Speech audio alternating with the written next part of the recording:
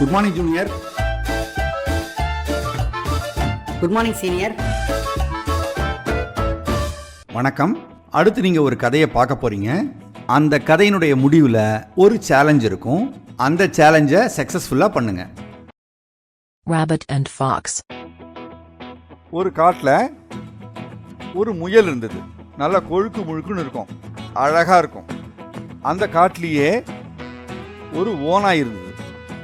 அந்த ஓநாய்க்கு இந்த முயலை எப்படியாவது சாப்பிட்றணும்னு ஆசை. ஒரு நாள் அது மரத்துக்கு பின்னாடி மறைஞ்சிருந்து முயலை நோக்கி பாஞ்சுது. ஆனால் முயல் புத்திசாலி, வேக வேகமாக ஓடி போய் தப்பிச்சிருச்சு. ஓநாயால் முயலை பிடிக்க முடியல. ஓநாய்க்கு பயங்கர கோபம். இந்த முயலை எப்படியாவது பழி வாங்கணும் அப்படின்னு தீர்மானிச்சது. அந்த காட்டில் ஒரு சிங்கம் ஒன்று இருந்தது.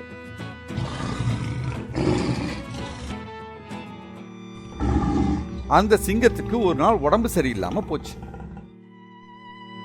ஓநாய் அந்த சிங்க கிட்ட போய்,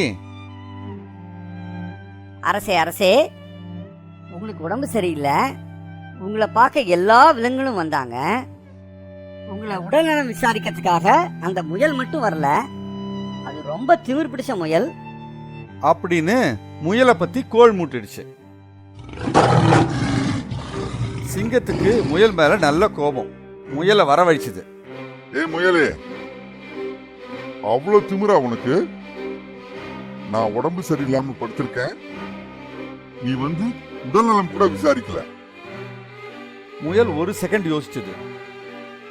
அதுக்கு ஓநாய் பண்ற வேலை தான் இது அப்படின்னு நல்லா புரிஞ்சு போச்சு.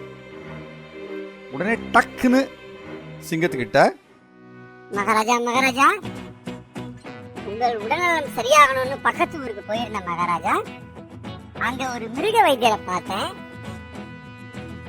உங்களை பத்தி சொன்னேன், அவர் ஒரு வைத்தியம் எனக்கு சொன்னார் மகாராஜா அப்படின்னு சொல்லுச்சு. சிங்கத்துக்கு ஆர்வம் தாங்க முடியல.